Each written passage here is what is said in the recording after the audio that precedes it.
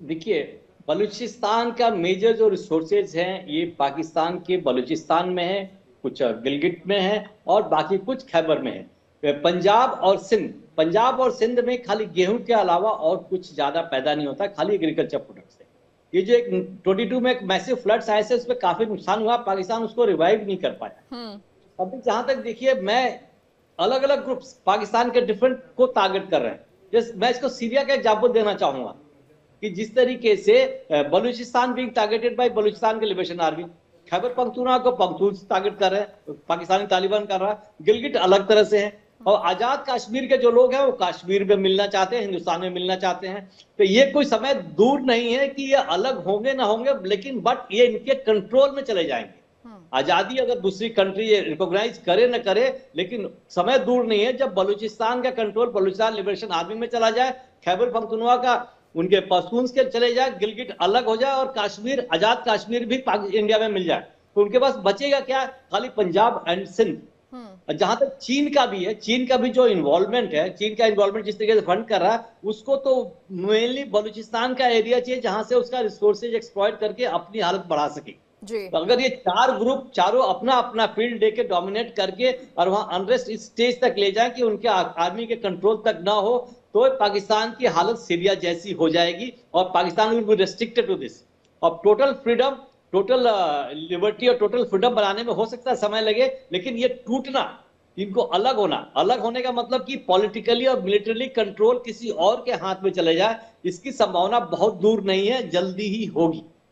Because ये जो political leaders हैं वो चाहे तो थोड़ा सुधर सकता है, लेकिन जैसा अभी ये बता रहे थे सदेंदु साहब कि भाई मिलिट्री लीडर्स का तो सोच लिमिटेड होती है।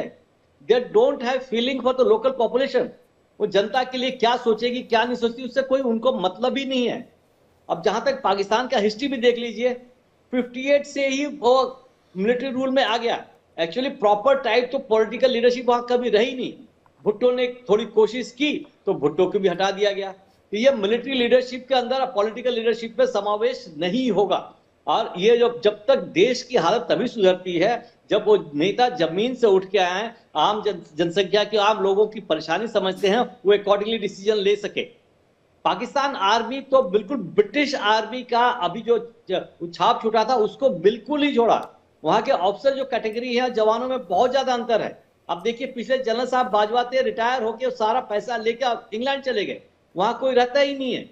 तो इनको तो क्लियर है कि इनको देश से कोई इंटरेस्ट नहीं है, बल्कि अपने उससे इंटरेस्ट है। और अपनी नौकरी कैसे बचाते हैं और कि पड़ोसी देश में कंफ्यूजन कर सके, पड़ोसी देश में इंडिया में टेररिस्ट एक्टिविटी बढ़ा सके। इससे इनको फॉरेन से भी फंड मिलता है। वो फंड मिलता है जो अगर पाकिस्तान का रेवेन्यू और अर्निंग्स कम हो जाए तो फंड उस बहाने से लेके अपना ये इंडिया में कंफ्यूजन क्रिएट करते रहते हैं और बाकी फॉरेन कंपनी का फंड्स लेते रहते हैं।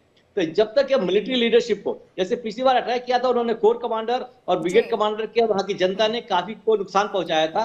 लेकिन जब तक ये जनता सामने ना आ जाएगी और आर्मी वालों को न हटाएगी और आर्मी जवानों का भी जब तक हेल्प नहीं मिलेगा, जब तक जवानों का हेल्प नहीं मिलेगा और आर्मी का टॉप लीडरशिप जब तक कमजोर नहीं होगी, तब तक पॉलिटिकल लीडरशिप का कंट्रोल नहीं आएगा और पाकिस्तान की हालत नहीं सुधरेगी। पाकिस्तान बिल्कुल बिखर जाएगा। जी बिल्कुल शरदेंदु सर, और ये देखिए कि जो हायर ऑफिशियल्स हैं मिलिट्री में वो सबसे पहले कमजोर होने चाहिए। शायद उसकी शुरुआत हो चुकी है, बहुत पहले से इसकी शुरुआत हो चुकी है, लेकिन कितना वक्त और लगेगा? या फिर आपको लगता है कि पाकिस्तान अपनी गलतियों से सबक ले लेगा, सुधर जाएगा? हालांकि उसके चांसेस बहुत कम है।